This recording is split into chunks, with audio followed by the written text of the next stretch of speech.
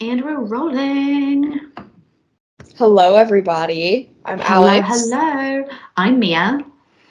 Welcome to our discussion of Season 1, Episode 5, Midsummers. But obviously, before we get into that, Mia, tea of the episode, please. Tea of the episode. Alex, thank you so much for asking. This currently, cinnamon. This is part of my advent calendar. I know, she's like kind of weird because she tastes, I feel like you haven't really had that much success with your advent teas yet. Well, this one I'm actually really enjoying, I have to say. I was going to say this, like, it's crazy because she tastes exactly like cinnamon. Almost like that is her flavor. But she is delicious, I have to say. So, cheers to that. Well, I'm glad. What is your beverage of choice? Oh, thank you. My tea of the episode is wine. Because it's been a long day. Yeah. So good. I needed it. So just to give clarification, Alex has just come off, and by just come off, I mean we've been already chatting for an hour before we recorded this. But before we chatted for an hour, Alex has just come off of a shift where a lady gave birth without epidural, and I've just come off another podcast recording where I talked for 3.5 hours. So I've really been talking for about 4.5 hours. Difficult day. Yeah, it's been me sat on the sofa just chatting absolute shit for about 5 hours. And it's going great. No, I mean, I think it's fine. You deserve that cinnamon tea that you have in your hand right now. Thank you. I don't have any biscuits, which is a shame. She loves a chat, but also she's been chatting for so long. Yeah, I mean, unbelievably, you'd think by this point I'd be chatted out, but no, unbelievably, I'm still going. But alas, I don't have biscuits this time, which is very sad. Only for midsummers. I know. I was always like, I am sort of currently bundled up in a blanket looking like I'm about to be embalmed. She kind of looks like an old hag that would visit someone in a fairy tale and give them a choice that's gonna, exactly, like kickstart the plot. Yeah. So speaking of kickstarting the plot, these segues get so much better as the episodes go on. It's almost like I've done this before. But so Midsummers, aka the most important season 1 Jura episode? ?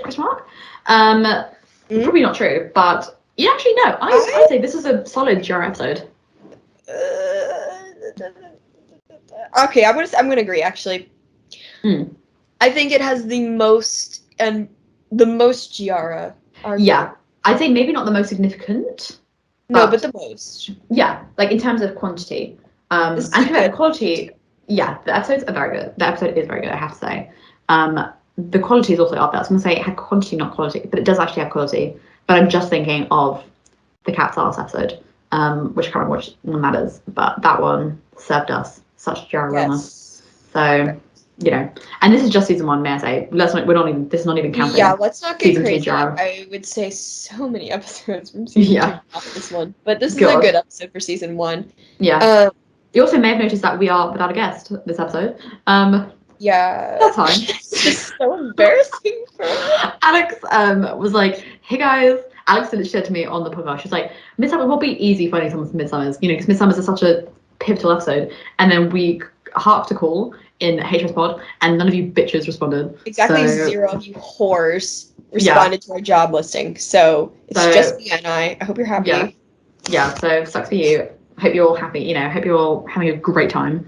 But also, when we're recording this, still not really any news for season 2, except for my manic IMDb updates, which probably mean fuck all. But there was an interesting thing that was brought up in the group chat recently, where on IMDb, sure, they posted the dates for the first 6 episodes, and there's no dates currently listed for the last 3. And we all know that Netflix has been creaming their pants after the success of splitting up Stranger Things into a 2-part season. So, do you, Mia? Listen, I understand that they're not the most reliable website, but if it tells me that I'm going to get a 2-part season, I'm going to clown. Yeah. Mia, do you think we're getting a 2-part season? And if you do, would you rather have a 2-part season? Yes, 100%. Do I think we are? Actually, yeah, I actually do think we are. Because I think it's like, I mean, I have always been in favor of episodic releases. I just think it's so much fun. It maintains the build up. Also means that, like, for example, if we do get, because I mean, obviously they'd end on a cliffhanger, and I have a sense. Now, this sense is built on nothing except my intuition and my gut, which is currently sort of pasta, so I should not trust. But my gut is telling me that cliffhanger might have like a Giara relation to it. Now, if that happens, Absolutely. that means we can all be synchronized. Because I was saying at the beginning of, like, at the beginning of hiatus, that like it is kind of a shame that like not all of us will experience the GR kiss at the same moment.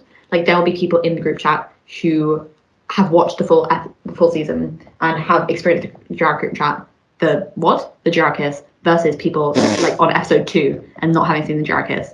And so I think if the episodic release means that we can all experience the GR kiss in tandem, yes. So I'm so in favor of a 2-part season. I think it means we can spread the calorie over multiple weeks instead of like 2 weeks of going bright, hot, and then ending. I think that's just, I can't wait, basically.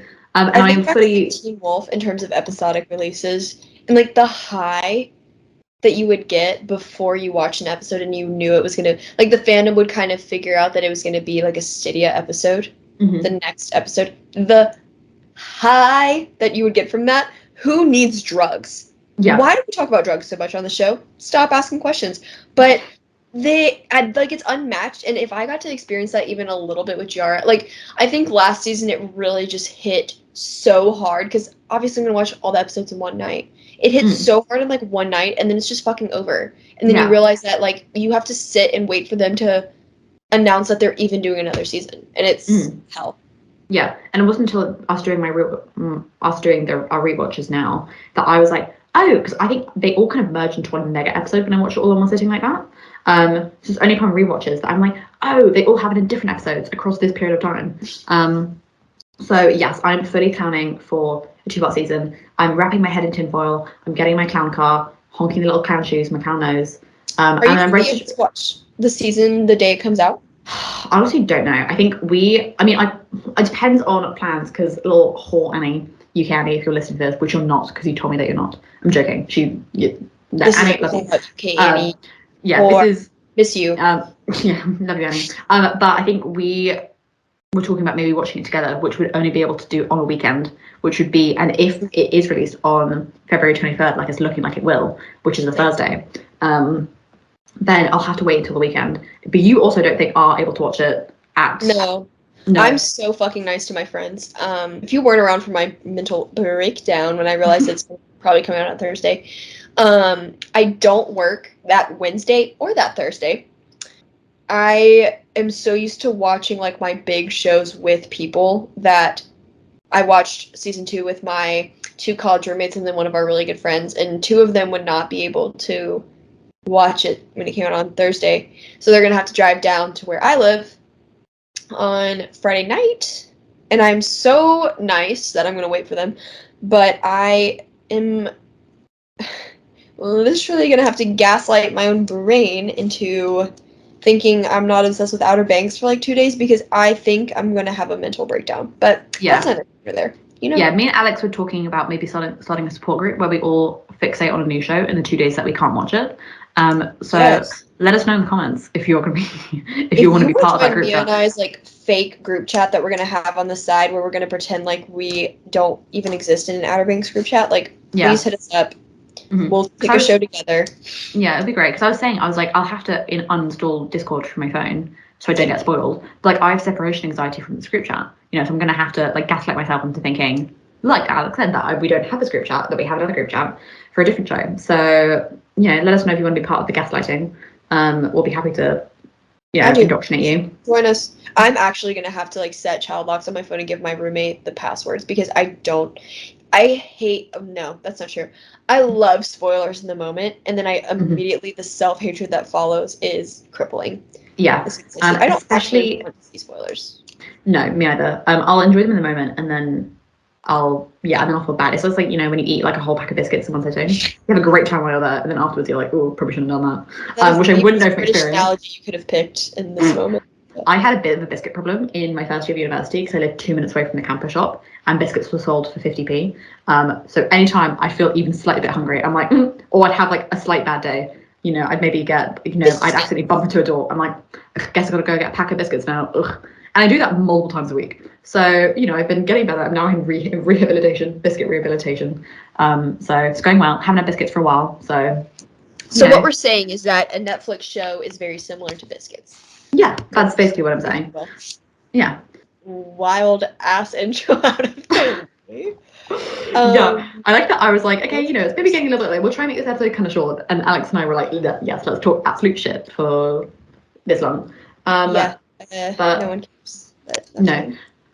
But this is, I think this is now, hour 5 or 6 that I've been talking in a row. And I think, honestly, I'm not flagging. Like, I think maybe I'm just I'm like a chronic chatterbox who can just never shut up. So that's why this is really great for me. But anyway, yes, thank you. So, Midsummer's 105. So we pick up in the beginning of Midsummer's where we kind of left off last episode, which with JJ obviously having taken the fall for Pope, it opened with JJ in the precinct. And Peterkin comes in, reads out his charges, which was a lot.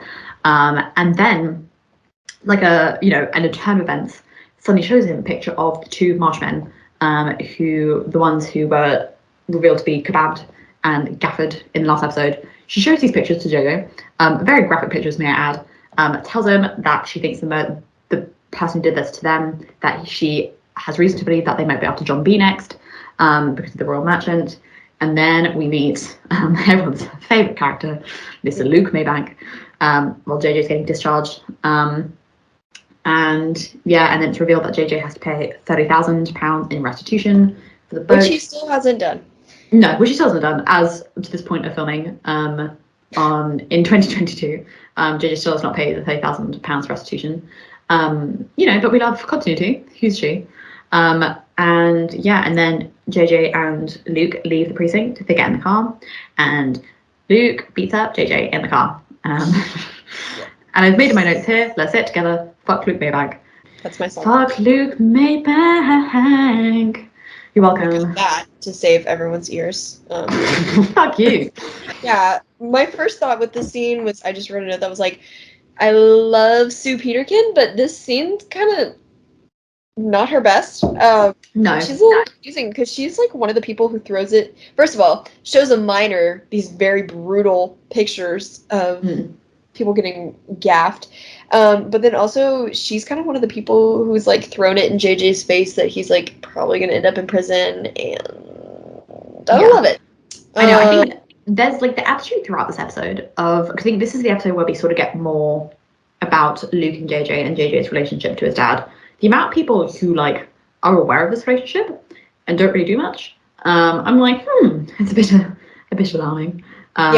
That's what I'm saying. Like when she sends them off, like the look on her face, it's like, you know something. You definitely know. So do something. Yeah, like aren't you? It's almost like you're chief of police or something. And this is maybe something that this is exactly your forte, is to stop abusive people from being abusive, but none of my business. This scene hurts. I mean, like, clearly, I don't know how else to say that more eloquently. Like, it hurts. I think that we talked about this before, but I did not think... I figured there were home problems, but I don't think I was prepared for, like, this amount of, like, physical violence. Like, in terms of JJ's home life, and I should have known the moment, like, when Luke picks him up, it's really sad. Like, the first thing out of his mouth is, I'm sorry to say I'm his father. Yeah. Kind of a dead giveaway. And then the car scene, obviously, like, when you first watched it, what stood out to you? Well, I think it's because I don't know about you, but I had obviously what you said, the first thing that Luke says is like, sorry to say I'm his father. Like I was like, okay, they do not have a good relationship. And obviously the thing that JJ mentioned a few episodes ago about like at the shipyard scene or whatever, where he's like, oh, you know what my dad will do. So I had this bit, I was like, okay, I don't think he and his dad have obviously the best relationship. But when they get in the car, there's like this, it's like such a chilling scene because it's like there's a moment of silence where they both sat in the car and it's quiet, and then out of nowhere, because JJ then apologizes, he's like, Dad, I'm so sorry, and then Luke like explodes and like punched him in the face, and then like, you see the shot of like the window that's covered in JJ's blood, and I remember actually feeling sick to my stomach. So like abrupt. Yeah, and you just imagine the kind of fear that JJ's been living in his whole life, or like you know, because it's like, because you made a note here that that JJ like hesitates before getting in the car because he knows what's coming, but he just doesn't know when it's coming. And it almost reminds me of, not, I feel like I bring Teen Wolf up every single episode, but you know the scene where we first introduced to Isaac and his dad, and like it's at dinner, and you see like, and they're having almost like on the surface what looks like a really peaceful time, and then you can see Isaac begin like, he doesn't know when this is like the hit is coming, but he knows it's coming. And that's what basically is like the scene with JJ, because JJ knows that he's about to get the beating of a lifetime, but he just doesn't know when. So he's like, you can just see him visibly on eggshells this entire time, being like, I don't know, the wrong thing is going to set my dad off, but it's going to happen at some point. And it's just like the fact that it happens out of such nowhere in this car is just like, yeah, it honestly it's so violent. Like it's so abrupt, and it's not just like a smack and then Luke's done. It's like he's like wailing on JJ. Like the shot outside the car when like the car's rocking is like, ooh, it's awful. It's so awful. Terrible. And then you know, you cut directly to the next scene, which is like not any better, at the Maybank house where Luke is like drinking and swearing and saying a lot of things. Oh God. And then a little later, when Luke's asleep on the couch, it's that this was like a huge like tonal shift for Outer Banks. Yeah, especially with on him. Yeah, especially with JJ's character as well. Because I think I made a note a little bit later on, but this is like the first time where we see JJ with this amount of like emotional brevity is the wrong word, but it's like emotional gravity, I guess. Because like he's been such the jokester character this whole time. He's never taken anything seriously. We've had like moments, but like every single time he's constantly cracking jokes, never being serious in like very serious moments. I'd hazard only the time that we've maybe seen him at this level of serious is in the chicken coop with when the Marshmen were going through Big John's study even. But I think the fact that for the first time he was very like jokey, lighthearted character is obviously in such anguish and such like terror. That's like such like a jarring tonal shift, but it's just like, yeah, Outer Banks, I have to say, did this very, very well, because it's like, yeah, it's honestly incredible. And I think the scene where JJ nearly shoots him, like, oh my God, Rudy Panko, like, I know I'm basically like what Soph said last episode, where's his Emmy? Where's the Emmy? Come on. It's so good. And it's so good. I think notably like the most standout line of what Luke says is like, you're a worthless piece of shit. Your mama knew, that's why she left. Isn't that what he says? Or that's why she left? Yeah, something like that. Mm-hmm. And this is, okay, first of all, shout out to Sophie for the fic that she posted, Dead Flowers. Of like, oh my God, love you, Sophie. It also was hate you, Sophie. So fucking good. Like, go read it.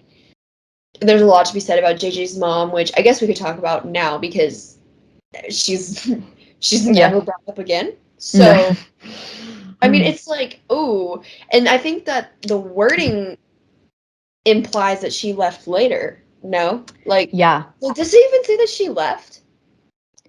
Oh, I actually don't know. I think I remember, I think as I was, because I, in my note here, I've written the quote, but I do remember, I think I was like, I don't think I was like quoting it. I was kind of like summarizing what I thought it was. So I've written, you're a worthless piece of shit. Your mama knew it. But I feel like, I don't know if like he then says like, that's why she left or something. But like it's implied, I think even if he doesn't say that, it's implied that's why, you know, your mum left. But I think it's like, because I think a lot of us kind of theorize that either like Georgia / Caroline. I'm going to call her Georgia because I think there was like a previous fic by, I believe, Bella, who was like, is where she was called Georgia, but hashtag Sophie, we love Caroline as well. But yeah, I think I know a lot of people kind of speculate that maybe Georgia died young, or like not young even, but like died early on in JJ's life. But this definitely implies that she has left. Well, I feel like he says something, and people, y'all can come for us if we forgot. Like, because I think everyone kind of has accepted that she's gone. Like, she's coming back. Yeah. I don't know. Like, no hate to you if you've written Carolina Georgia this way, because I think I've written her this way, and I didn't even really think about it until Soph so sick. And Sarah, Lemon Drizzle Cake, like, said this very, very well in the comments, I think. But, like, if she did leave, she can't just be this, like, wilting flower, perfect housewife, sweet, like, Disney mom to leave her son with someone like Luke Maybank. Because, like, if she left, why didn't she take JJ with her? You know? Yes. Like, there's got to be some instability there. And you do wonder if JJ then carries that with him, because he obviously knows that Luke is a shit person. But he's like, if my mum knew that, but why didn't, like, if she thought I was worthy of saving, then why didn't she take me with her? You know what I mean? And you just wonder if he, like, carries that, because I think when Luke says, like, something about the mum, that's when JJ, like, I think, like, kicks the door or something. He's like, because he's always he's like, shut up, and then he like kicks and punches the door. And it's just like, that's obviously such a sore spot for him, and you just have to wonder, because, like, you know, I didn't even really think about that until you mentioned, but yeah, it's like Georgia/Caroline isn't innocent here, because obviously she removed herself from an abusive environment, but she left her son in this environment, and you have to wonder how JJ's internalized that, you know? Yeah, or if he's gone the other way, because I think that they're going to deal with John B and Big John with this season, but, like, John B, I think, is going to, like, the same way that I think he kind of idealized Big John, in a way that, like, he's not that person, because Big John left. Like, Big John is alive and didn't try to get in contact with his son. And they might try to explain that away, but, like, it's kind of not A+ parenting. And in the same way, like, I wonder if JJ either internalized, like, why did she take me with her, or if he's, like, idealized her and, like, well, she got out, you know, she did what she had to do, and my mom would be better than my dad. But I think Soph also talked to me about this, but, like, they have such an interesting relationship, like Luke and JJ do, because JJ obviously idealizes him on some level, because he always brings it up, like my old man said, or like my dad has always said. So I don't think we can assume that things have always been this bad. You know? Yeah, especially because he's always drug use kind of, it's implied that makes things worse, but, like, I don't know. It's just, it's a lot to think about. Much to think about. Yeah, I mean, Alex, your last point here about, because like I said, I think at the end of the scene, Luke is asleep on the couch, and then JJ points the gun at him, nearly shoots him, but then ultimately decides no. And you made a good point here, Alex. So it said, like Soph pointed out last episode, JJ having the gun for the first time in his life, feeling he could stand up to his dad, and he just can't. He still can't. Yeah, and it's just, you can see on his face this, like, indecision, because you see he's, like, nearly about to do it, but something in him stops him, and he just, like, I don't know, it's just like amount of, like, terror, and also this amount of, like, because that's his dad at the end of the day, you know what I mean? Like, it's not an easy thing, fucking killing your dad, you know, even though if he is a piece of shit like Luke Maybank, you just gotta, like. And the way that they did his last, which we'll get to it when we get to the episode, but, like, the way that they did Luke's exit and, like, their last together, oh my god, that, I don't know how they missed so badly on some things, but then they just, like, knock it out of the park in others. I know, like I said, Outer Banks, like John B, Outer Banks has range. You know, it's great. John B is Outer Banks personified. Exactly. Yeah, John B is Outer Banks condensed into a person. So yeah, so then after this absolutely devastating scene, where Rudy Pankow earns his fucking acting stripes and deserves an Emmy, we go back to Mr. John B, where he is being dropped at school by some people in a car who they're never really brought up again. Just some people in a car. Just some people. Yeah, you don't need to know who they are, because, you know, why would you? Plot convenient friends. Where he meets the DILFy Mr. Sun, who's just for some reason chilling in school even though it's summer. To translate, third time you brought up a DILF. Okay, listen, I'm sorry if all the men of this show are very attractive. You know, like, that's not my fault. That you is. Have a problem, Mia. Okay, maybe I do. So what? At least they're human. Still a beautiful person. Oh my god, it's bad. For some reason, I actually, like, can't stop myself. Like, I think I was at lunch the other day with some friends, and we were talking, and it was like the universe was tempting me, because we were talking about, like, attractive animated characters. So of course I had to bring up Larry. And also the Beast. And also the Beast. Yeah, and I was like, to be fair, I like the record to show the Beast was met with unanimous approval. Larry not so much, but that's okay. I'm working on it. Anyway, Dilf It's Mr. because Sun. Larry's marriage material. Like That people is just true.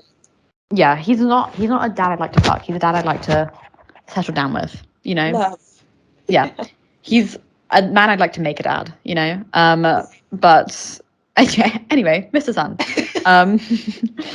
So John B goes to Mr. Sun with Denmark Townie's letter, and he asks him to translate it, which, he does. And it's revealed that, not much is revealed in this letter, but there's like an old harvesting log at the end of the letter with a very interesting wheat symbol on it. And John B then has a eureka moment. He's like, Mr. Sun, you've helped me solve the case, and then runs off. I would just like to wonder why Mr. Sun is chilling in school in the middle of summer. I'm like, you should be going home. Why are you here? Yeah. That is true. It's eternal summer planning period. Mr. Sun, you deserve so much better, Mr. Sun, than your eternal planning period. I know that Mr. Sun is cast for an episode in season 3. I know that probably means jack shit, but I think no, it means everything to me. Huh? It means everything to me. Oh, well, of course, I'm so sorry. But okay, yeah, where does he rank in terms of like Mike, Ward, and Shoop's hips? Okay, honestly, Mike might have to be first. Then it might have to be Mr. Sun. And then Ward, and then Shoop's hips. But hot take. Shoop's hips are a close first. They are their own category. Despite being fourth, they are a close first. Despite discourse that you heard last episode. Yeah. Shoop is also a DILF. But Short I can quote that. But yeah, so thank you for my definitive DILF ranking. My DILF-finitive. Yeah. I think that the only thing that is to be said from like Mr. Sun being in season 3 is that we're gonna have school content most likely. Which feels so funny to me because I'm like, these children have actually been like deserted on an island and you can send them back to high school. Like what? Well, one of the castings for the season is geometry teacher. There's a guy who was just cast as geometry teacher. So I'm like, oh my god, we're gonna see more of Kildare High than just Mr. Sun's class. That is so fucking funny to me. Like, because it's just like, it almost felt like, like Pretty Little Liars, where they'd like literally be solving murders and like on the run from people actually trying to kill them. And they go to like algebra. I'm like, what are you doing? Like, why are you still going to school? Oh my god. But this is total side note, but Pretty Little Liars is on my list of gaslight shows that I think I might use. I'll join you because I've just finished my Pretty Little Liars rewatch and I would be happy to do another rewatch. So back up and rewatch it. Yeah. So guys, if you want to join us? I've never seen it all the way through. Oh my god, when did you stop? Season 1. You need to. Okay, this is like a religious experience. Okay, guys, if you want to join us in our Pretty Little Liars rewatch. Okay, we're gonna be watching Pretty Little Liars. Yeah, we'll watch all 6 seasons in 2 days. Outer Banks. So yeah, they're basically they're the same. Yeah, including children going to school even though they are literally solving murders on the side. Which is a big slay. Yeah, I mean, my final note on this is just who are the people who dropped John B off because it's never ever explored again. But I like to think they're just Jorge's gang. Maybe that is Jorge. I can't actually tell. But they just happen to drop John B off. And yeah, it's like Mr. Sun's telling him things that were like he basically just tells him where the gold is buried in Parcel 9, which so. Episode, Mia. Oh my gosh, my favorite. We were just talking about this. If you whores don't jump on Parcel 9 with us, we're stopping the podcast. This will be the last episthink Yeah. Not fucking kidding. This is not the episode. No. Yeah. And you guys better jump on it. But yeah, I think this this scene was very like plot relevant, but not so much I don't care. Relevant, which means we don't care. Yeah, so I actually don't care at all. That's not Pogues or Giara, so no. And then I think that this is like kind of a small. Well, we can lump that in. I'll cut this, but like we can lump in JJ jumping him, with the next one. But so the next thing that's really okay, maybe I'm just a fucking idiot, but the next scene is Peterkin talking to this like mysterious cloaked figure. And then there's a compass. Yeah. Do we know who compass. this is? I mean, I'm assuming it's Ward, right? Right? Why? I have no idea. I just assumed it was Ward because later it's revealed in this episode that he has the compass. But like that would suggest that Peterkin knows that Ward has something to do with this. Which I'm like, just that Peterkin was kind of a dirty cop. Yeah, because Peterkin basically, I mean, I was a really bad note taker here and didn't sum up what they were talking about because I was most distracted by the fact that Ward is so fucking dramatic wearing a cape, like a literal like black hooded cape. I was like, grow up. But she like it's implied that she like kind of like purposely looked away, like turned her what's the phrase? Turned a blind eye? That's it. Like Peterkin is like insinuated that Peterkin purposely like turned a blind eye to something that this cloaked figure has done. So I was just like, does she know that? I mean, we're assuming she doesn't think that he's the one who murdered these men, because otherwise I'm like, murder is quite a thing to turn a blind eye to. Also, does she know he killed Big John? Like, I'm just confused. Yeah, this is a confusing scene. Because again, this might not even be Ward, but I'm pretty sure it is. Just because. What if it's like a flashback? If we have a flashback in season 3 and it's actually Big John that she's talking to, like she knows Big John is alive. Oh my god. If she's been working on a case against Ward this whole time. Oh my god, Peterkin, please. That's all I've asked. That's all I wanted. Because otherwise, this seems kind of like doesn't look great for you, Susan. Yeah. You know, which is a little bit, you know, I know we've mentioned multiple times that this is a Susan Peterkin Stan account, but you know, this is more like a, you know, we just cannot stand police corruption. No, we can't. We're gonna pretend like this didn't happen then, I guess. Yeah, so the same way Peterkin turned a blind eye to Ward being a murderous psychopath, I'm turning a blind eye to Peterkin to her blind eye. Yeah, exactly. It's two blind eyes, which is kind of just how I see. And that makes a full blind person. Yeah, which is me. That's just math. Yeah, that's just, I mean, because I'm sitting back on a couch right now and I can't actually see Alex. Like, that's how bad my eyesight is. Like, it's just, I'm fighting for my life here. But yeah, so that was that scene. And then, you know, so we have the mysterious cloak figure, and then it jumps to our besties, JJ and John B. John B is heading on home, and JJ basically jumps him and is like, and basically tells him that he's being followed by police and that they kind of like army crawl towards the HMSPOD, where they then set off towards the marshes. And then they kind of moor the boat at an unknown place and have a little chat. And JJ tells John B, he's like, hey, I owe this much restitution. We should just get out of here. Like, we should just, you know, leave town, you know, blow this popsicle stand, as I'm sure everyone still says, just get out and go to Yucatan. JJ X Yucatan is it's a recurring theme that pops up throughout this. And Raina has a very lovely gift set kind of describing this, or it's part of the gift set, JJ X Yucatan. And we think it's because of Luke, right? Yeah. Like, that's the implication. So JJ's basically like, we need to get out of here. John B is a little fucking dum-dum. And because then JJ also explains, he's like, I saw these two, Pete can show me pictures of two fucking mauled dead bodies. He's like, and then John B is literally an idiot. And it's like, no, like, he's like, these two mauled bodies don't scare me. If they're willing to kill for gold, it must be out there somewhere. And he and JJ get into a fight because JJ reacts very sensibly to this. It's like, that is fucking stupid. Let's not risk our lives for this. Yeah, I mean, things I can like kind of understand. Well, no, that's not true. No, actually, that's not true at all. John B, you're being a fucking idiot. JJ's literally been like, no, there are two men who were literally gabba hooked to death in pursuit of this gold. So we should probably just drop it. And John B's like, no. In general, there's like kind of a lot to unpack here, but John B, this is not a good scene. For John. No. I know, like, we've talked about, I have my issues with John B and John B, but like, this scene is not. No. You have a note here. Okay, JJ tells him, when are you going to get it through your thick skull that if you keep going down this road, you're going to end up just like your dad? And I completely forgot. The only reason I know this is because, like, I made that JJ edit, and it's in the JJ edit. Mm-hmm. John B says, word for word, the exact same line to JJ an episode later. Oh, it's just... And things, it's like, I mean, and maybe this is just me being a JJ apologist and like a John B. No, actually, I do love John B, but like, fan and John B. Canon John B, I'm like, I have my issues with you. But it's just like, I think because this, I'm like, I see JJ's point here, you know what I mean? Because JJ's being like, your dad was on this very, very, very dangerous treasure hunt where it's been shown now that people are willing to kill for this. like, if you keep trying to follow this, like, people are going to try and kill you. Like, that's just going to how it's going to be. So I'm like, I've literally made a comment on this being like under the belt but real. But like the fact that John B then says this later to JJ is so, I mean, I just think it's unnecessarily cruel. I'm like, that is not the same thing, a bestie. Like, that is not even the close to the same thing. Like, JJ's concerned about the fact that you're alive. You know what I mean? JJ's concerned about the fact, she's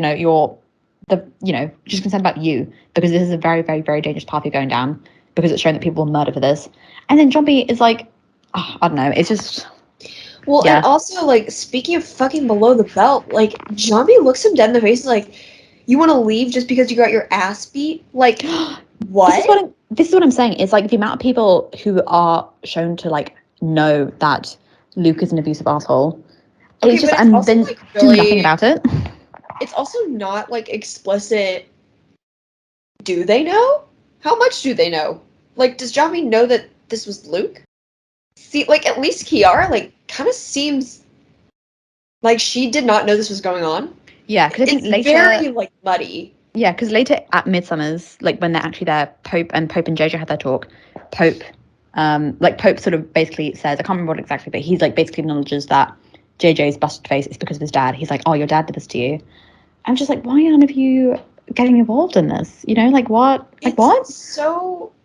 And you have to assume... Buddy, I can't tell if they know or not. Like... Yeah. Whatever.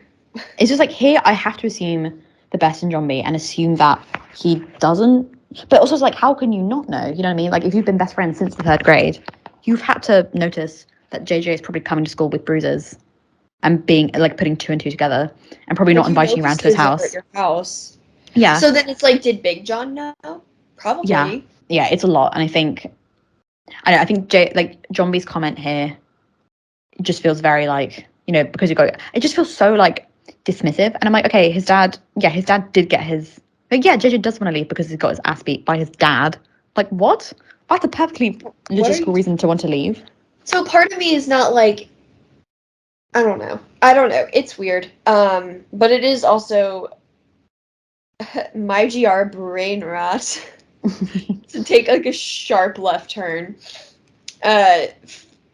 Watches this scene of, like, how Rudy... Because I don't know if we have another scene of Rudy fighting with someone like... Or JJ fighting with someone like this. Like, but they're having, like, an argument, like a yelling match. Yeah. So when JJ's, like, yelling at him and, like, arguing with him, my GR brain rot is like, oh, this is how Rudy acts in a fight. Like, I can't wait for the gate scene. I'm so excited. Like, I know we talk about, like, we're always like, oh my gosh, like, watch we say this, and then it turns out to be nothing. I have my hopes pinned to this. Like, I just know that gate scene's going to... This cannot be the car scene 2.0. No.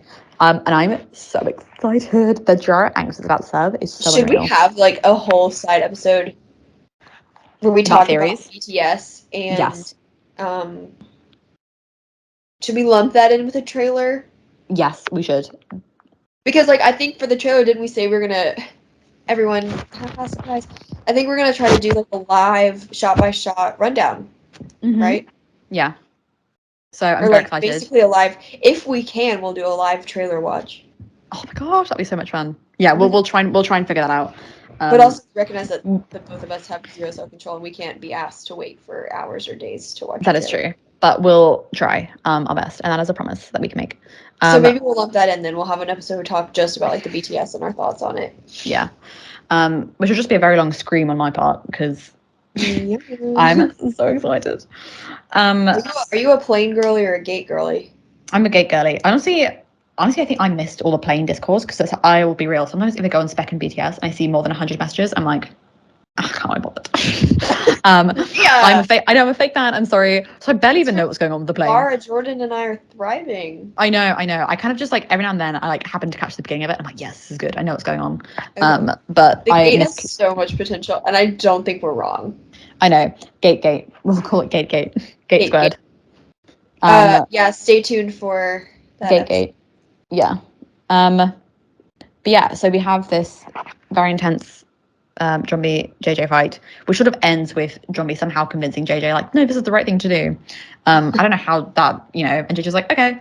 Well, no, but it's because John B then reveals that he is pretty sure he knows where the gold is.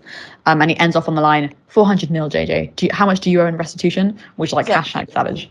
You know, I was like, you know what? Fair enough. You know what I mean? Fair enough. I'll give him that. Yeah, touche.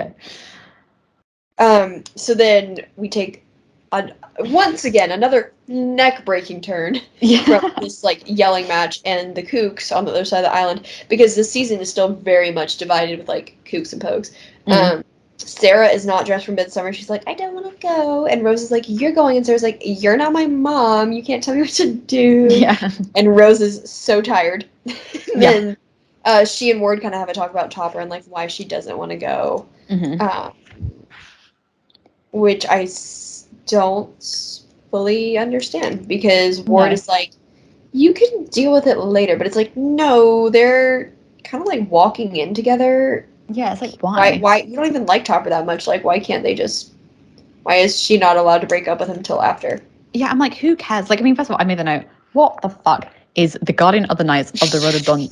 What the hell is that? What is that? Like, what? What is going on? Spoken like someone who has never been a Guardian of the Knights of the Rhododendron. I'm so sorry. You could hold a gun to my head and I could not tell you what that is about. But you know, happy for him or whatever. You know, I'm sorry that happened to you. I don't know. But yeah, I think so.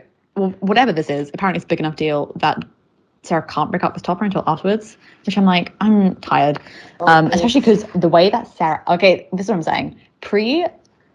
Sarah, past 9 Sarah, I do not like.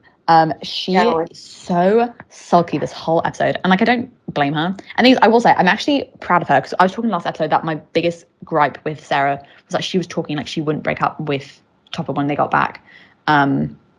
That she was prepared to like stay with Topper while obviously having this really good connection with John B. But so I'm like, you know, I'm proud of you that you're at least talking about breaking up with him, and like dumping him, because that's like the right thing to do.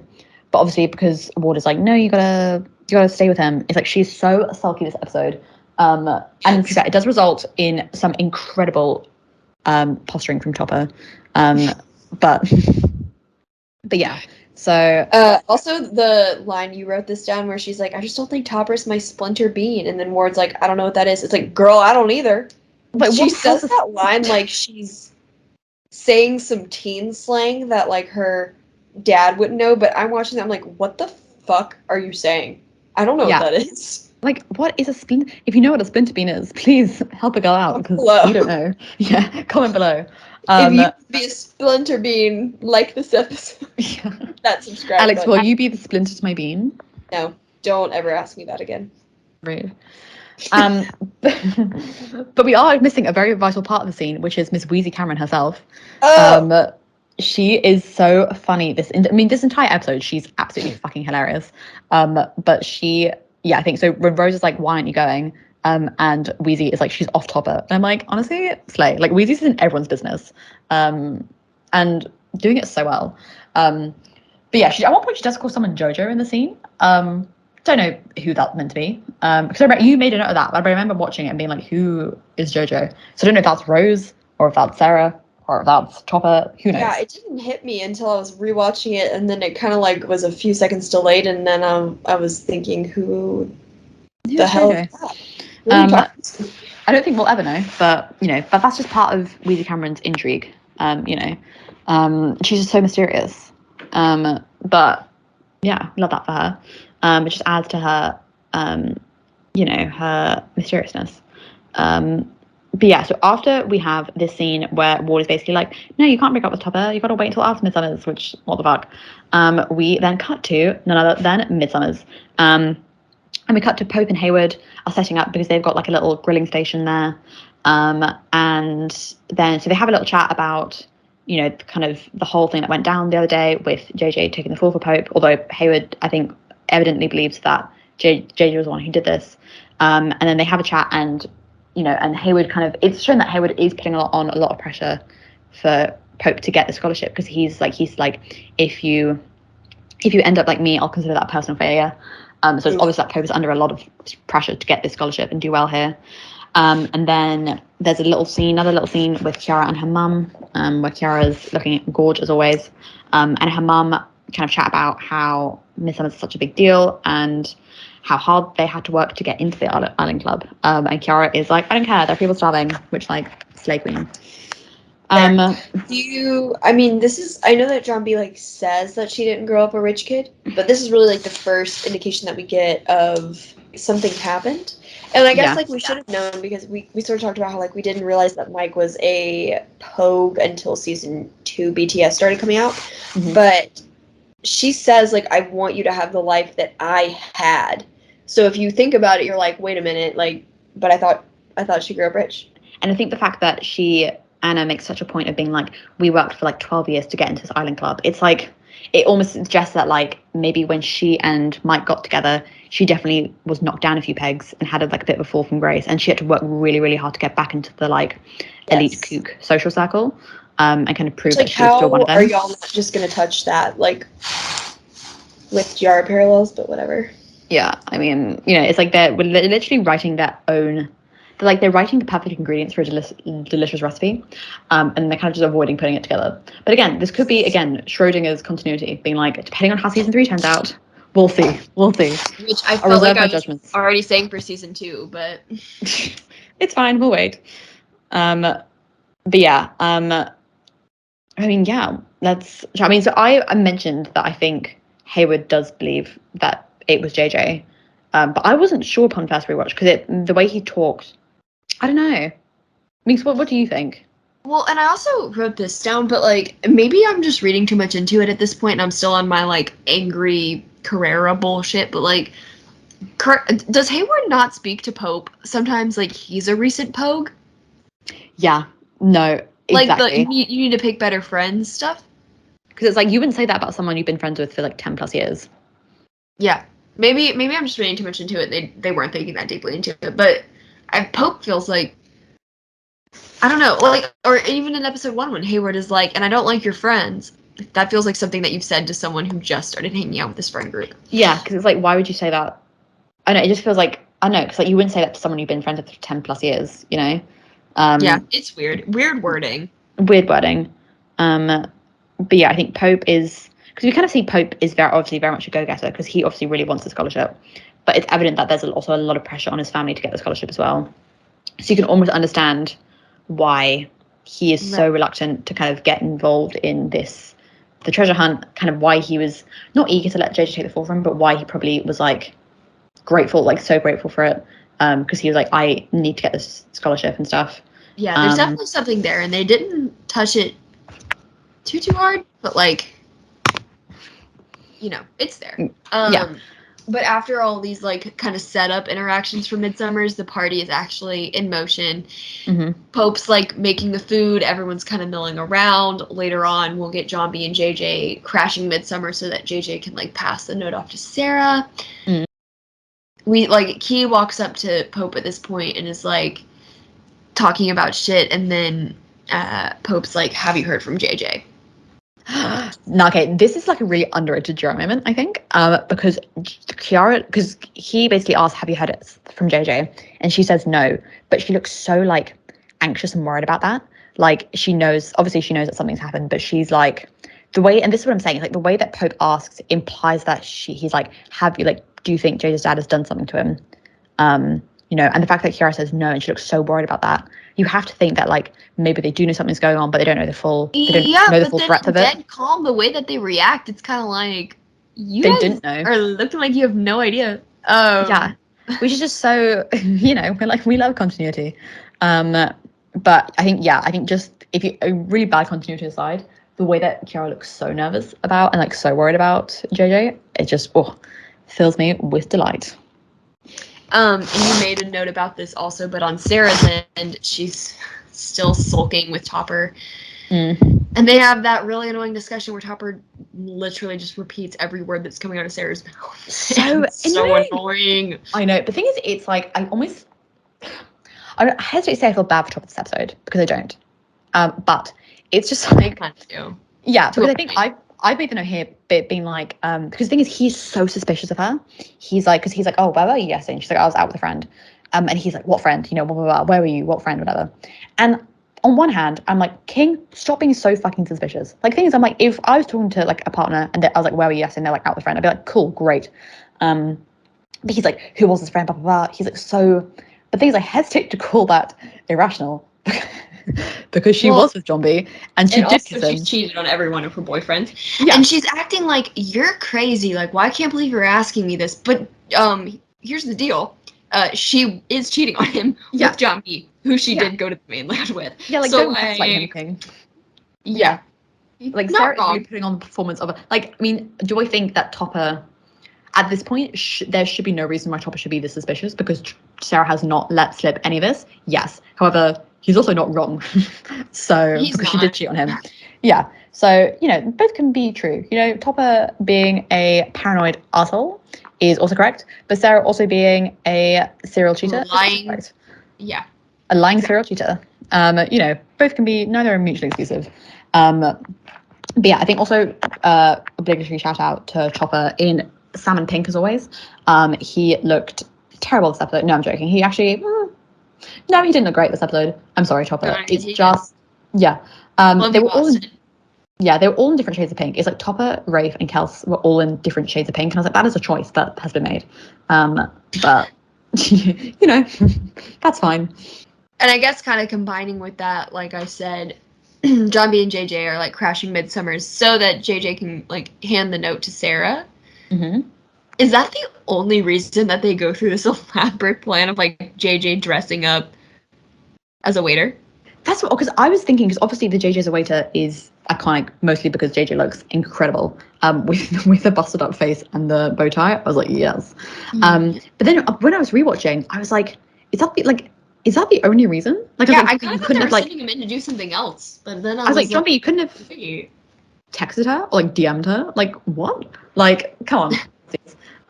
But like, you have to appreciate the commitment to it. But you know, YOLO. But yeah, so JJ looks very, very dashing. In this little suit. But while he passes off this note to Sarah, and that's after John B hands him the note, and JJ's like, "Can I read it?" And John B's like, "No," and then JJ immediately does. Because he is an absolute icon. But yeah, so after he passes Sarah this note, and Sarah looks at it and smiles, and she's like, "Oh my gosh, yes." Then he bumps into Pope, and they have, I don't know why I said Pope.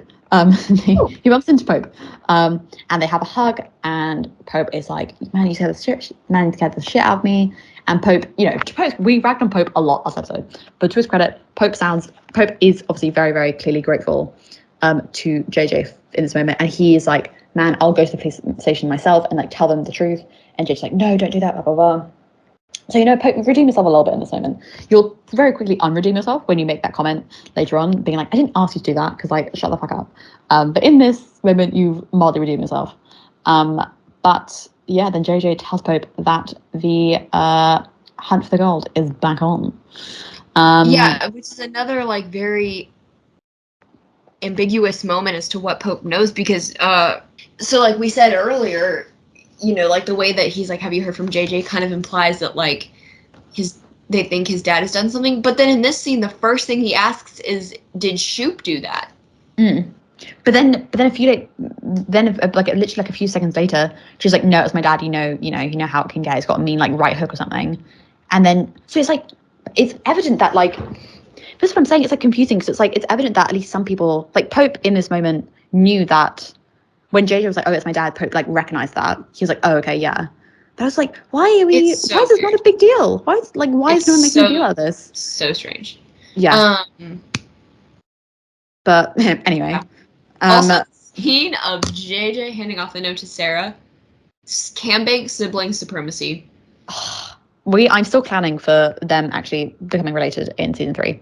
That is my self-indulgent because we've already had a dead parent come to life. I'm like a secret sibling. That's the next on the teen drama bingo. I think here's the thing. We have kind of talked about this before, but like surely there is no way they just leave the JJ's mom thing open. Yeah, they have to resolve that at some point, or at least like just acknowledge it.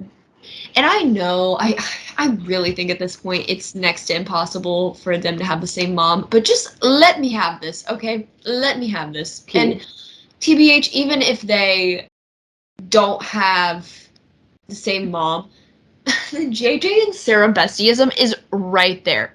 Right there. It's so real. okay, like, sure, maybe Kiara hasn't had, like, a strictly platonic relationship with any of the Pogues. Like, if you really want to go there, whatever. Mm-hmm. Who cares? Sarah could. Like, Mm-hmm. Sarah is the girl character who could explicitly have a platonic relationship with one of them. And she and JJ would get along so well. Because it's evident in this moment. It's evident in this moment that they get more into it in season 2, but they, like, have this, like, sibling-esque banter.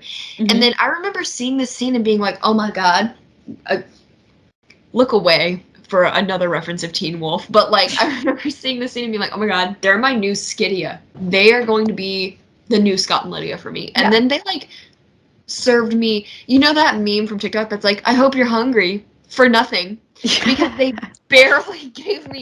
barely even looked at each other the rest of the season. Actually, devastating. And we need so much more. Again, Jonas Pate, if you're listening, because I know you are, Jonas Pate listening to this podcast, give us. I know that season 3 has been probably filmed and edited and wrapped, but that's not too late. I think that a lot of it is because I want Sarah. Like, I know this is kind of unpopular. I'm all for the core 4 Pogues. Like, I love them. I love the OGs.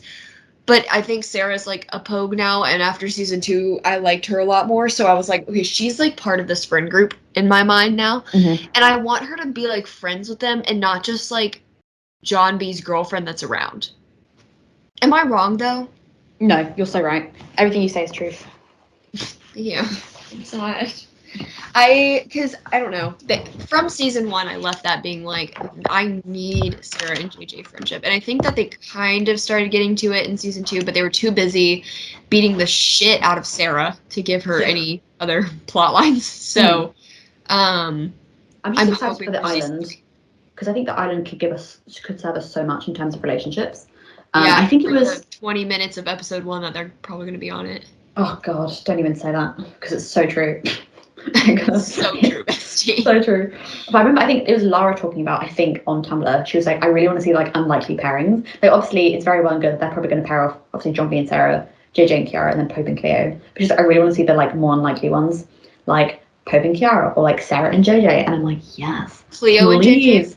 Cleo and JJ would be so powerful together.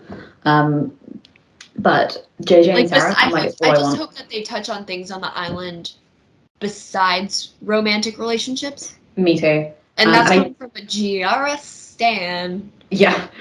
Yeah, I mean, we say that, obviously we will be eating up the Giara fishing scene with a spork. But again, knowing that would probably be in montage. That would probably be a little montage moment. That is, so I'm like, I'm not putting too much stock in that. But I think the island could serve us so much Cambank realness. And I'm holding on to it.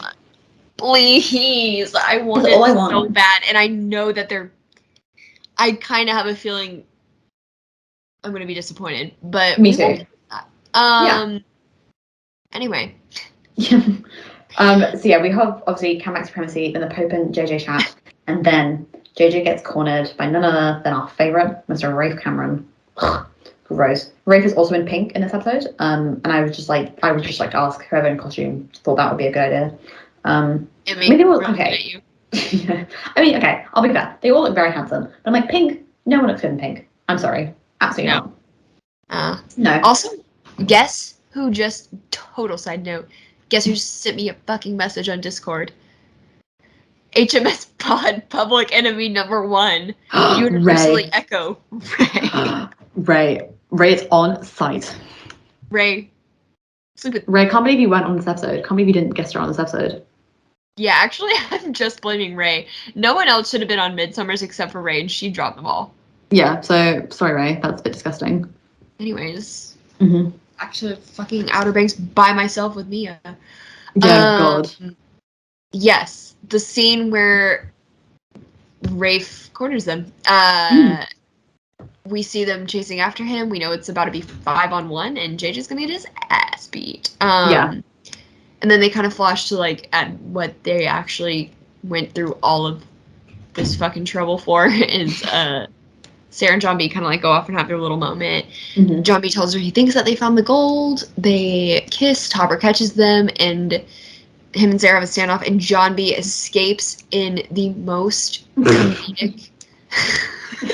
It's actually, I screamed when watching it. I think I need to make like a gift set for every single episode of just absolute feral moments. And by feral, I mean absolutely Raina. insane, ridiculous moments. Laura, Magda. Because this Hello. moment where John B crawls out the gazebo on hands and knees is so embarrassing. And it's just, yeah, because basically, so they obviously have the moment, and then John B basically asks Sarah if she can get plantation maps from her dad. But there's this moment where they're literally like hugging and kissing in the gazebo, which is very public. Topper then calls, Sarah whips around, and John B ducks, like that's gonna solve anything. Like, Topper clearly saw them, and then Topper's like, and then you see the way it's shot is so fucking funny because it like the camera pans back a little bit to see the gazebo in like wide view or something. So it's implied that this is what Topper is seeing. Like Topper, this is everything, and you can just so obviously see John B crawl away on all fours, and it's so obvious. And this is what I'm saying because then it gets confusing because it's like, did Topper see them kiss? Because I can't imagine how he couldn't have, unless like Sarah was angling her body so well. Yeah, because like it's just like so funny. It's just, yeah, this is so undignified of John B. And I love it. He's a little rat man. I think he clearly did see them. We turned you into a Jared B hater first and foremost. We did. I know. Episode. I can't believe it happened.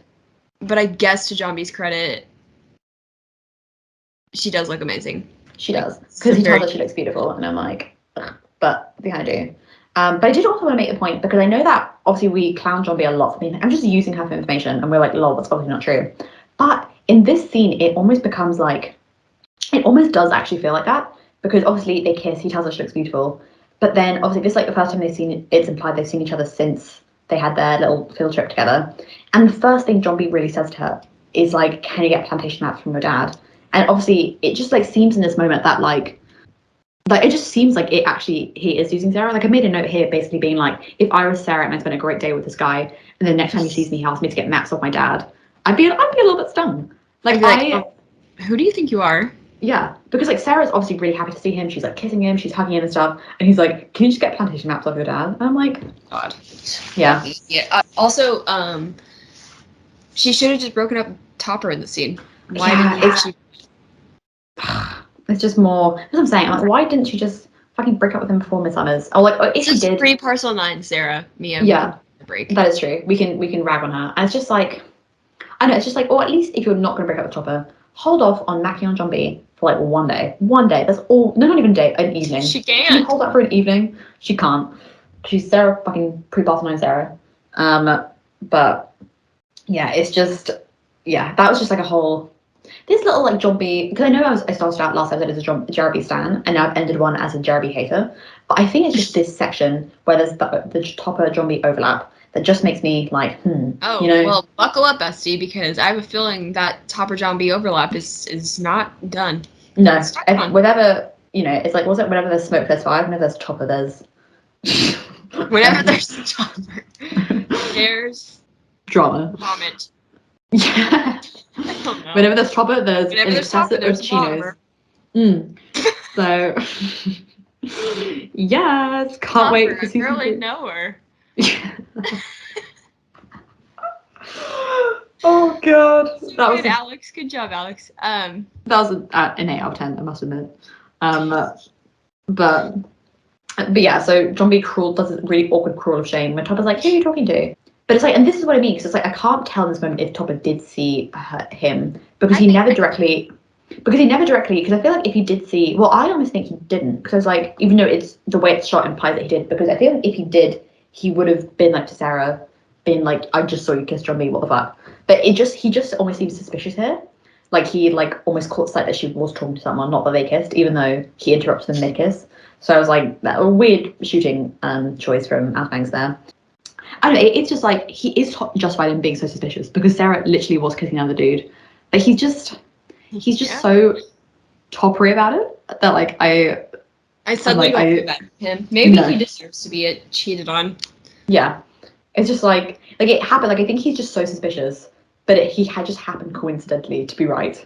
Because I feel like his suspicion was born out of nothing, because at this point, because I think at the time of him being suspicious, the only time that Sarah's like mentioned John B is her being like, can't believe he'd steal equipment from my dad. Like I'm like, he has no reason to suspect like Sarah. You're sleeping with him. Yeah. So it's like, I mean, he just happened to be right that they are now, you know, hooking up. But also you did make a point, like, why didn't you just tell him here and break up with him? Like yeah.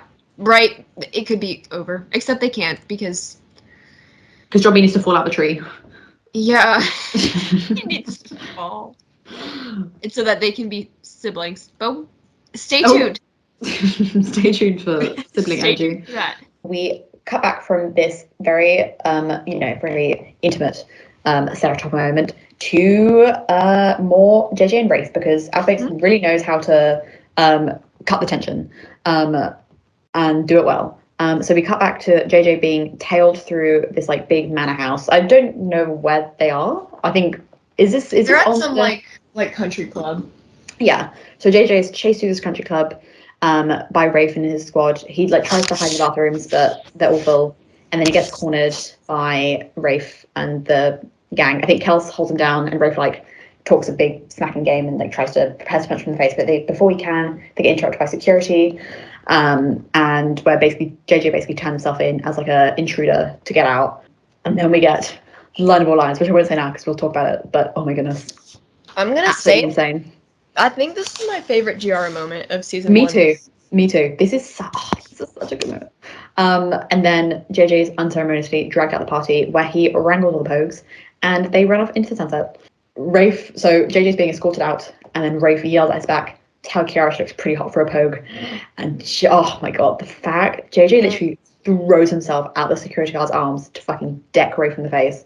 And first of all, you're doing amazing, sweetie. We love that for you. But also like, what? This is what I'm saying. It's like, how could Giara have not been planned with a reaction to a line like that? And like, why would they, if they didn't want to plan Giara, why did they specifically single out Key? Yeah, why didn't they have like him say something about like the Pogues or John B, because he's a fucking main character, his best friend. Yeah, it's just like he could have made like a jab about John B being in prison, or like John B with like DCS or something, anything. But no, it was about Kiara. And the fact that like she looks pretty hot for, oh my god, it just makes me absolutely unwell. Like this almost feels like the JJ version of Kiara asking John B, did you tell JJ? Yeah. It's like, because I'm like, what was the reason? You know what I mean? It's like, what was the reason? Yeah. You can't tell me that the reaction is not disproportionate. Like, we literally talked about it, but JJ, he knows something we don't. Yeah. And I will die on that hill. Because again, he was like literally, he basically outed himself to the security guard to be like, get me out of here. Like I shouldn't be here. You need to leave me out. Like, get me away from these guys.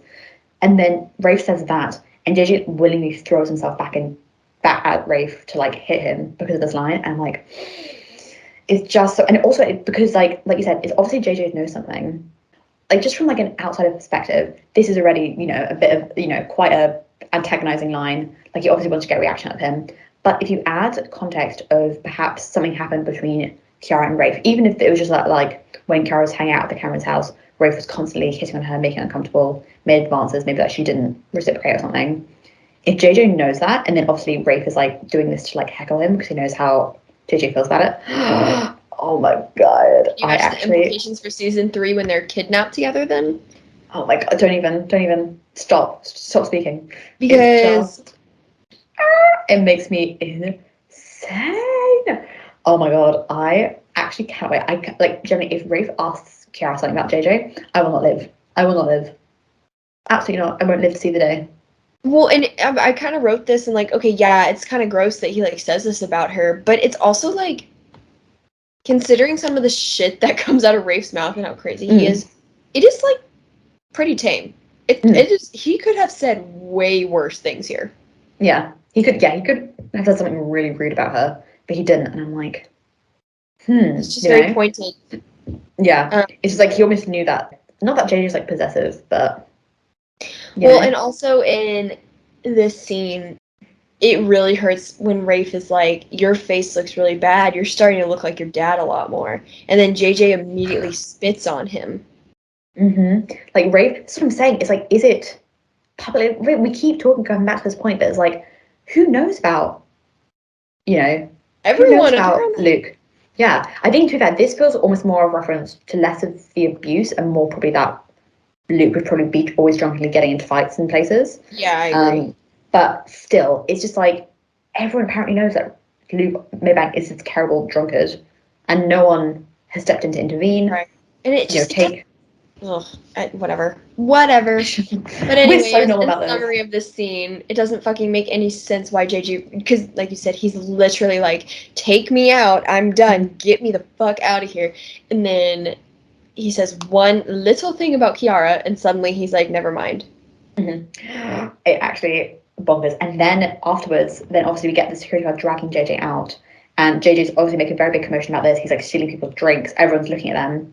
And Kiara then comes to his defense. She's like, let go of him. I'm the one who invited him. And the way that there was a thing, I think it might have been Lydia. No, that's not. That's her URL. Felicity, whose URL is Lydia's. Felicity on Giarasource, I think, made a gift set about this moment where like Kiara like is like shouting, she's like, let go of him. And then JJ looks at Kiara in this way, like for like maybe about like it feels about 100 years, but the way he looks at her, Alex, I actually can't. Like mine get like heart palpitations. He did not expect her to do that. Yeah. In front of her family, in front of the entire, oh my god, I actually can't. Like, and she just like keeps on. She's like, I invited him here. He's my guest. Blah blah. Let and him her go. parents are behind her, like, shut up, stop talking. Mm-hmm. And she's like, I invited him. I'm a member of this club. And then we have like JJ calling them all to arms, and he's like, let's get out of here. Meeting at Rickson's. And then they all run out, and we have the Giara swing hug. Oh my god! I actually will never be well about this hug. She runs straight to JJ. Mm-hmm. Straight, and he like the way he swings her around. I actually can't. Like it's just. And also, if you listen really hard, you can hear him saying, "We have to wait for Key." To the other boys, something about that. I actually can't. Like it's too much for me. Yeah, it's just yeah. I just love this. This is what I'm saying. Like the scene, this episode has so many good Giara scenes. Like they just don't stop. And this one was so I was watching Midsummer's. At this point, like we've kind of talked about our progression, but at this point, I was watching Midsummer's, and I was like, yeah, they're gonna canon by the end of the season. And how wrong we were, but season 3. And little did we know, everything was about to get so much worse. So then, from this, obviously the mandatory Pogue meeting at Rickson's actually takes place. John B talks about how he knows that the gold is at Cheney Hill because of the Parcel 9 reference. He does reveal that he is bringing Sarah into the operation. Kiara is obviously very upset about this, and it's clear that the boys like don't really know what happened. And I think they don't seem to realize how badly she was hurt by this. It's just like, weird. And in fact, I maintain. I mean, I will talk about this more when we get to Parcel 9. I don't know if the explanation was satisfactory about like she didn't get invited to a party. I'm like, what? We'll talk about that more in Parcel 9. But it's like Kiara obviously hurt runs very, very deep and is very, very real, and none of the boys seem to really acknowledge that. Like kind of be like, they're like, I think you're being over dramatic here, and I'm like, girl, shut up. But yeah, so it's like like you said, it's like almost like the boys don't know that this happened or like what happened, which is very interesting. Well, JJ knows, so why is he like not telling her? But he actually explicitly is telling her in the scene. He's like, "You're macking Sarah Cameron. You're macking Sarah Cameron." He's macking Sarah Cameron. I guess she just is not listening because he's literally telling her what's happening. But also, John B is like straight up lying to their faces, and he does this. He does this later as well. Because I think it's like kind of funny, and we always rag on this about he's like trying to defend it. Because at one point he's like, "I'm using her for access," and JJ goes, "That was access, all right," which made me laugh out loud. Fucking love JJ. But like, there's a point later in the episode, and we'll talk about this when we get there. But Kiara literally looks him in the face and she's like, "Tell me you're not like macking on Sarah Cameron." And he's like, "I'm not." I'm like, that's such a fucking lie. Like it's just lying straight to her face. Yeah, straight. And like because this kind of because I think the truth comes out about the relationship comes out literally in the next 10 minutes. So like, which is why it's not really that big of a deal, because it's like he lied to her for about 2 minutes and then she realized what was going on. But it's just like, we don't really talk about that enough, that he was fucking lying to his best friend about this. Yeah, exactly. About a girl he knows she's obviously not comfortable with him seeing. So it's more to add to the John B shit list. Yeah, so from here, they're like, right, we're going to meet Sarah at the Hawk's Nest in however long, and then it cuts to Sarah in Ward Study trying to find the maps even, and Ward busts her because of course she does. He's like, what are you doing? And she's like, I'm just trying to have a map and stuff. But then she leaves and he opens up the Denmark Tanny painting to reveal none other than the compass. So it is basically revealed that, yes, Ward is the one who killed those men. Ward is the one who is the big bad for the season. Which I feel like I was like, I can't say that I knew it was him, but when I wasn't surprised when it was him. What other boy I guess, like, Sarah doesn't fully know Big John's. Well, yes, she does. She absolutely does. But, like, what other boy on the island is going to care about maps of Tanny Hill? Yeah, so basically at this point, like, because Ward is like, what do you need maps for? And you'd think that Sarah would just fucking lie, but she pretty much sells John B out because because he's like, is the boy thing? She's like, yeah, it's kind of a boy thing. Obviously, Ward is going to be like, oh yeah, that's fucking John B. It's the Rutledge boy. Yeah, the one who I stole this compass off. Sarah, you dumb bitch. And to be fair, I mean, I can't necessarily blame her because why would she suspect that her dad... Because A, she doesn't even really know what John B's trying to do. I mean, she kind of does, but she obviously she'd not suspect her dad of like foul play or anything. Because I feel like most parents, if you're like, I'm going on a treasure hunt, they'd be like, oh, that's cute. Like, that's probably what she'd be expecting Ward to do. Yeah, but she fully sells him that out, which is... I'm like, Sarah, you dumb bitch. But yeah, like you said, no other boy on this island cares about Tanny Hill or maps. So obviously Ward is like, oh yeah, this is John B. Right. So, which is very chilling considering how they end up at the end of the episode. Yeah, it's actually so scary. Yeah. So then right after this, it's the scene of like Rafe Topper co-drunk driving, as you put it in your notes. Yeah. Where Rafe's basically like, you're better off without Sarah, and Topper is so dramatic. Walks straight into the Cameron house to go talk to her, and realizes that it's Wheezy in Sarah's bed instead of Sarah. And it's obviously like, where the fuck is she? Wheezy obviously sells Sarah out. Like, yeah. So quick. I think we don't really talk enough about how A, Topper just gets into the house so easily, but also B, the fact that he just walks into Sarah's room. Like, he literally is drunk, stumbles into the Cameron house, walks straight up into Sarah's room, and I'm like, that is suspicious and weird. And I don't like that yet. And he doesn't even check. I mean, I can't blame him for this because he sees a lamp on the bed. He's probably, I don't know, like, of course he'd assume it's Sarah. But then he talks for like, and Weezy lets him talk for like 4 minutes. Being like, Sarah, I love you. Sarah, I'm so sorry. Yeah, Weezy is such an instigator because she's like, no, I'm going to correct him. I'll just let him talk.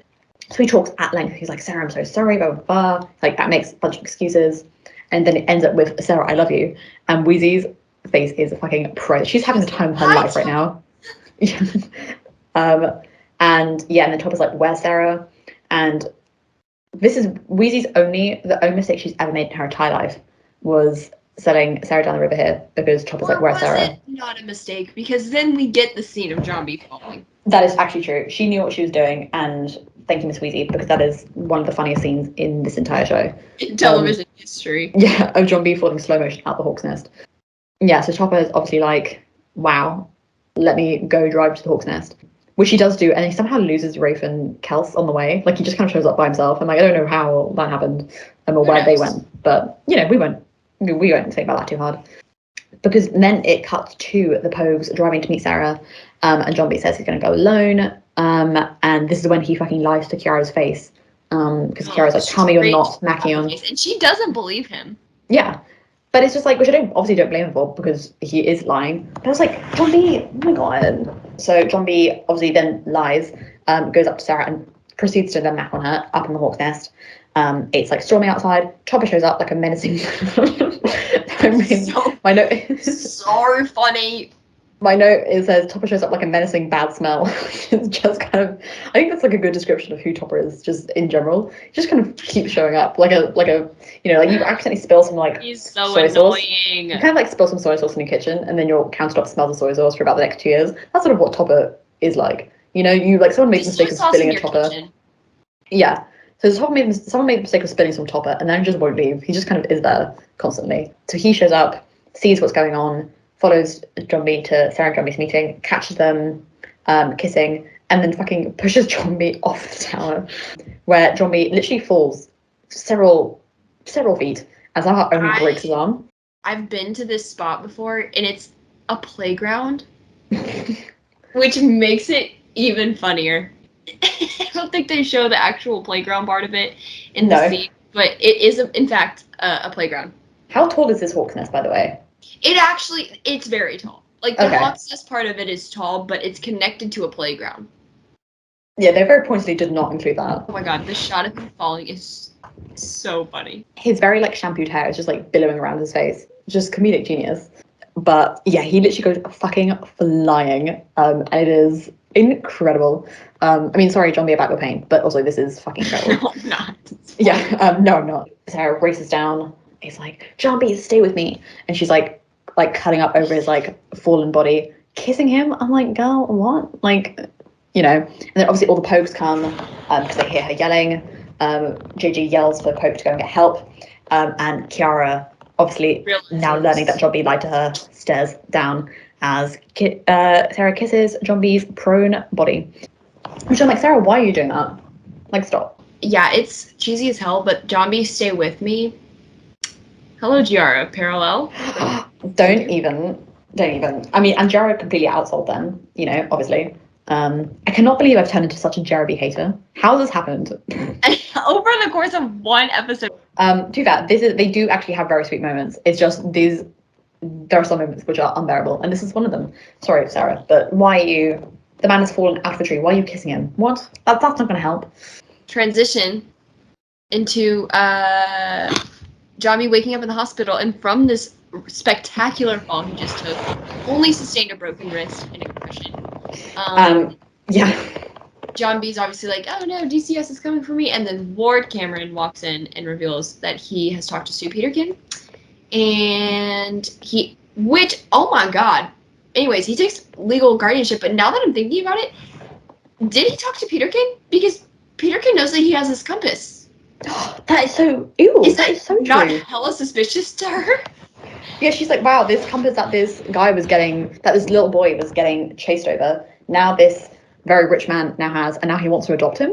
That is very odd. Peterkin, I thought you meant to be a detective or a police officer. You meant to be smarter than this. Come on. Love you so much, Sue, but what the fuck? Yeah, like, so you can't do anything wrong, but also you kind of did. Mia, please read your note that you wrote from this. Well, because we have sort of an ongoing joke in the Jara group chat about Jara having sibling energy, which is like the term that JJ Cripps like threw around to try and explain away all the platonic motivating that goes on. But this is what I'm saying. Jara motorboating, platonic jealousy. All platonic things that you always do with your besties. But Jeremy, we literally need to open our eyes because Jeremy are the original sibling energy because they're literally now adopted siblings. I actually want to be sick. Well, do you know that like Sarah and John B are like kind of together? Like, why are you inviting this man into your house? I mean, I know why, because he wants to keep him close, to like keep an eye on him. But like, bestie, oh my god. Also, Ward, in the last bit of this episode, has the line, "I'm sorry for how I reacted earlier. From time to time, I have a little bit of a short fuse." That actually is such a chilling line. Yeah, I actually got goosebumps when I first listened to that. And then he did, because he tried to murder him and his daughter. Yes, but that's another episode. So stay tuned. What were our thoughts on this episode? Like overall? Very, very, very good. This is a good episode. I mean, I know that I like ragged on like a lot of this episode, but I had a great time watching this. It was tremendous fun. It also, I think we established this earlier on, but I love a party episode. Me too. Aspanks are very good at a party episode. And I want more of them. Like, we know we have the date scene coming, but I hope that there's more of like a party scene. My cat is taking his claws into my flesh. Stop. I want like an actual party scene. Me too. That can be on our manifestations list for season 3. But yeah, no, I really enjoyed this episode. Manifestations, because we only have anti so far. We'll make a manifest list, like a pro manifestations list. But yeah, I had a great time with this episode. It served so much Jara realness. So everyone say thank you, Midsummers. Thank you, Midsummers. Thank you, Midsummers. So this was a great episode. And next week, was a great episode. Watch Parcel 9. Yeah, so, and one of you bitches better be there with us. Or Skanks is not on this podcast with us. You will never hear anything else from us ever again. So stay tuned for that. And stay fun, stay sexy.